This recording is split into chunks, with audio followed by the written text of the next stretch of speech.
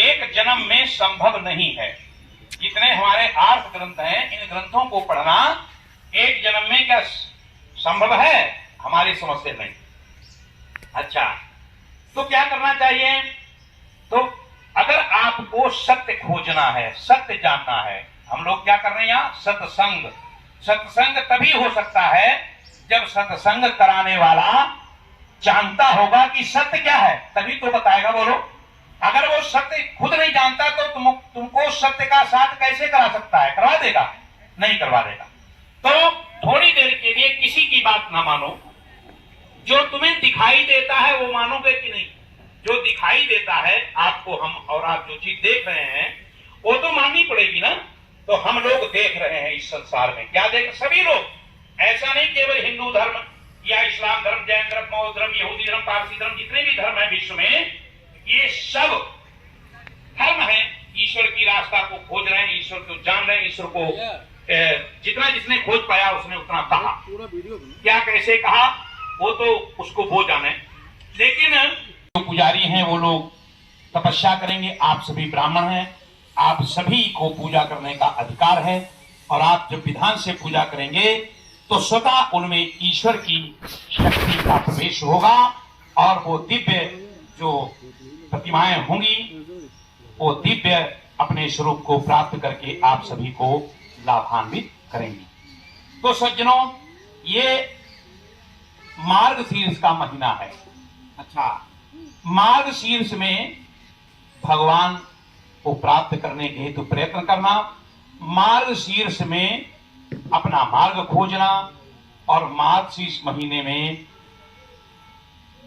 भगवान की शरण में जाना। एक बात आपको बता दें, देखो संसार में मनुष्य मात्र का जो शरीर है ये महत्वपूर्ण है।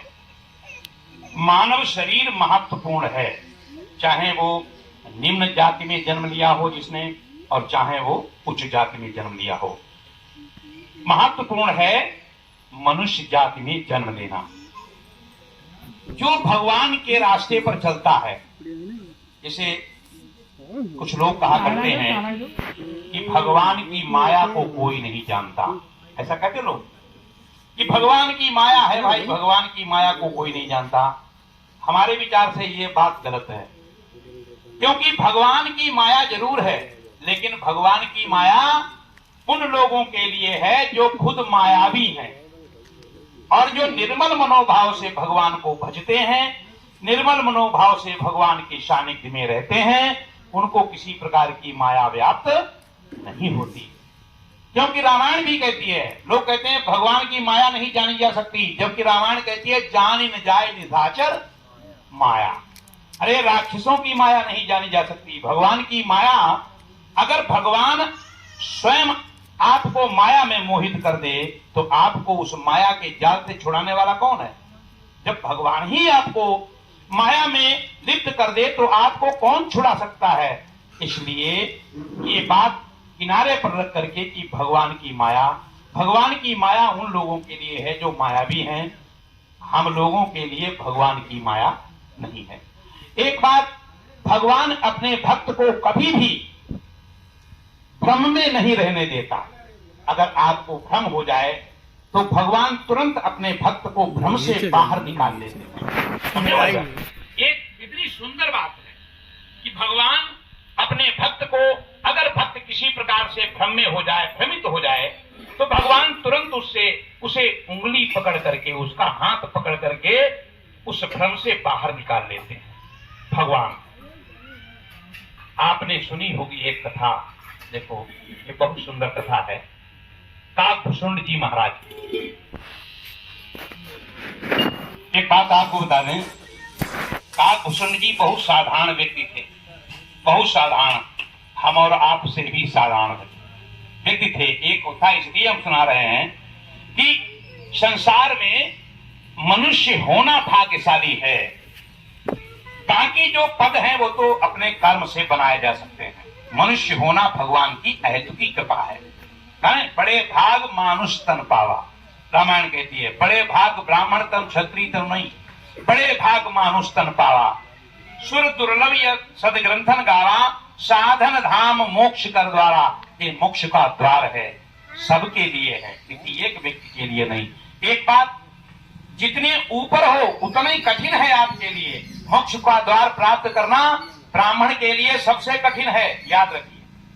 उससे सरल है क्षत्रिय के लिए, और उससे सरल है वैश्य के लिए, और सबसे सरल मोक्ष पाने का द्वार शूद्र के लिए है।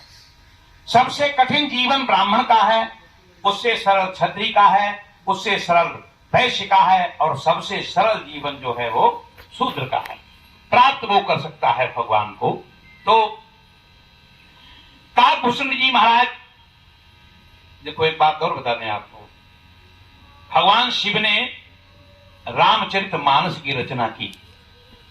लिखा है, रचि महेश निज मानस राखा, और पाई सुसमौ उमा सन भाखा, ये रामायण लिखा। तो भगवान राम ने पार्वती के जन्म से पहले रामचरितमानस की रचना की थी।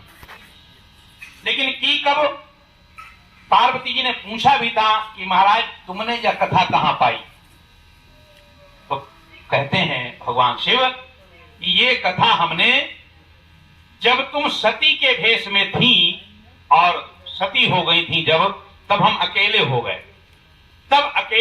तब हम हंस का रूप धारण करके उत्तरांचल में कैलाश पर्वत के पास काकभूषण जी कथा कहते हैं, वही हंस का रूप धारण करके हम कथा सुनते थे।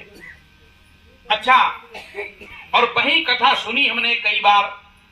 उस कथा उन्होंने हमको सुनाई और कई प्रकार की सुनाई, मतलब एक ही प्रकार की कथा नहीं। काकभूषण जी ने भगवान शिव को कई प्रकार की कथा सुनाई।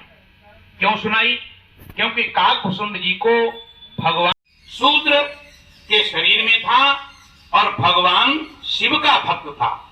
तो भगवान शिव के हम इतने अनन्य भक्त थे कि कोई अगर भगवान शिव की बुराई कर देता तो उससे हम लड़ाई लड़ने के लिए तैयार हो जाते थे तुरंत। तो क्या हुआ कि हमारा जन्म से ही अवसर कौशलपुर उपजाई, जनमत भयो शूद्र तन पाई। शूद्र शरीर में अयोध्या में जन्म हुआ, और अयोध्या में एक बार दुकाल पड़ गया। दुकाल और अकाल, ये दो अक्षर हैं। अकाल माने और दुकाल माने। अकाल माने क्या होता है?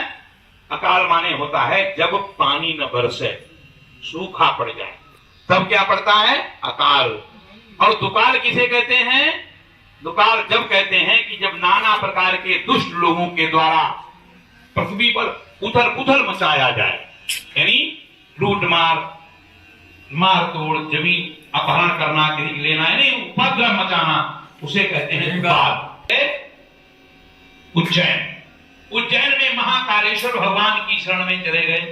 अब ये समझ लो, करते धीरे धीरे इन काकभूषण जी का जो शूद्र के भेष में है, इनका और पंडित जी का थोड़ा मेल हो गया कि दोनों एक मार्ग पर चलने वाले व्यक्ति हैं। और जब मेल हो गया तो आपस में शास्त्रार्थ करने लगे, आपस में सत्संग करने लगे। तो काकभूषण जी महाराज भगवान शिव को प्रधानता देते थे। ठीक मैंने बताया। तो गए शंकर जी के मंदिर में और गौरी शंकर नमो नमः जपने लगे।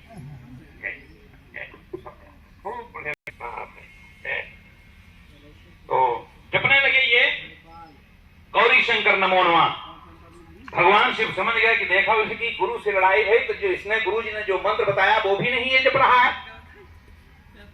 खैर कोई बात नहीं। तब तक गुरु जी इनके आ गए वही पंडित जी मंदिर में। तो काकभूषण जी ने अपनी आंखें बंद कर ली और ऐसा लगा जैसे ध्यान में हो, और उन्होंने क्या काम किया? जरूर हुए, उसका जीवन सफल हो गया। तो भगवान शिव ने काकभूषण जी को बहुत भयंकर श्राप दिया और कहा कि तू जा और अधम योनियों में निरंतर जन्म लेता रहे, अधम से अधम योनियों में जन्म ले, और जो तुझको कष्ट, घोर कष्ट होते हैं, वो तुझे कष्ट प्राप्त हो। अब गुरु जी का हृदय बड़ा निर्मल था। गुरु जी ने के महाराज हाथ जोड़ के कहा कि महाराज ऐसा है, ये हमारा शिष्य है, ये इतना योग्य नहीं है कि आप इतने बड़े दारुण श्राप को इसे दे दें। क्या चाहते हो? तब काकभूषण जी ने कहा कि अविरल भगति देहु प्रभु मोही, यानी हमें आप अपनी अखंड भक्ति प्रदान कर दीजिए। भगवान ने कही बड़े सुंदर। और उन्होंने कहा एक बात और मांगी उन्होंने कहा कि हम आपके बाल स्वरूप के निरंतर दर्शन करते रहें, निरंतर दर्शन करते रहें बाल स्वरूप के। जब पृथ्वी पर आपका अवतार हो तब हम आपके बाल स्वरूप के दर्शन करें। भगवान ने कहा इसके लिए तो तुम्हें अमर होना पड़ेगा। और वाकई बात सत्य है भाई, हमारा तो कल्प कल्प लगी प्रभु अवतारा, एक एक कल्प में प्रत्येक कल्प में अवतार होता है। तो हमने तुम्हें जब दे दिया वरदान ठीक तुमको दर्शन होंगे, तो प्रत्येक कल्प में हमको जन्म लेना पड़ेगा। और तुम अगर मरोगे मत ये शरीर छूटेगा तो तुम कैसे दर्शन करोगे। इसलिए महादेव की, बोलो पवन पुत्र हनुमंत लाल जी महाराज की, तुलसीदास जी महाराज की, बोलो तुरंतनाथ बाबा की जय, सत्यार भगवान की जय हो, धर्म की जय हो। अधर्म का प्राणियों में विश्व का